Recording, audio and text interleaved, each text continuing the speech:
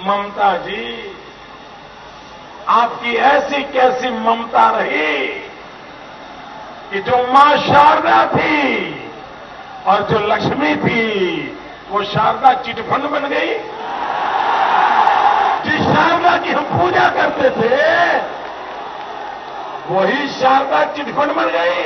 রবিবার শ্রীরামপুরের সভা থেকে সারদা কাণ্ডে তৃণমূল নেত্রীর বিরুদ্ধে আরো তীব্র আক্রমণ শানালেন তিনি। কার্যত হুঁশিয়ারের সুরে জানিয়ে দিলেন, কেন্দ্রে তাঁর সরকার ক্ষমতায় এলে সারদা কাণ্ডে কোনো দোষী রেহাই পাবে না। दिल्ली में सरकार बनने के बाद इसके ऊपर कड़क कार्यवाही की जाएगी। कोई चमरबंदी को छोड़ा नहीं जाएगा। এখানেই থামেননি নরেন্দ্র মোদী। মুখ্যমন্ত্রীর আঁকা ছবির দামের প্রসঙ্গ তুলেও কটাক্ষের সুর শোনা গিয়েছে তাঁর গলায়। क्या कारण है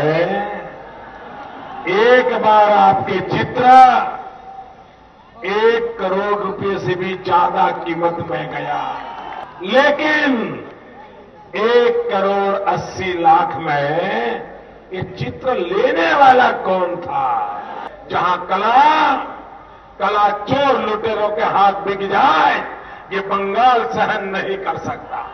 সারদা কাণ্ডে পি চিদম্বরমের বিরুদ্ধে আক্রমণ শানিয়ে মমতা বন্দ্যোপাধ্যায় অভিযোগ করেছিলেন, ভোটে মুখে তৃণমূলকে অপদস্থ করতেই কেন্দ্র চক্রান্ত করছে। কিন্তু এদিন সেই চিদম্বরমকে মমতার সঙ্গে এক পংক্তিতে বসিয়ে দিলেন নরেন্দ্র মোদী। श्रीमान चिदम्बरम जी, आप भारत के वित्त मंत्री हैं,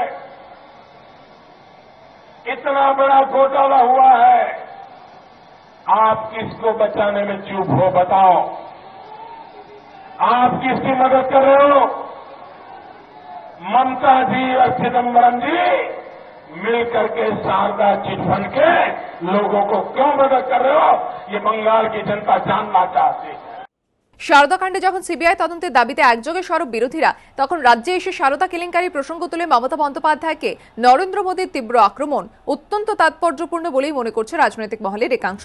তাদের মতে নির্বাচনী প্রচারের শুরুতে মূলত উন্নয়নকে মূল ইস্যু করে রাস্তায় নেমেছিল তৃণমূল, কিন্তু বিরোধীদের ক্রমাগত আক্রমণের জেরে উন্নয়নে খতিয়ান থেকে সরে এসে এখন কার্যত সারদা কেলেঙ্কারি নিয়ে বিরোধীদের জবাব দিতেই প্রচারের বেশিরভাগ সময় কেটে যাচ্ছে মমতা বন্দ্যোপাধ্যায় মুকুল রায়দের।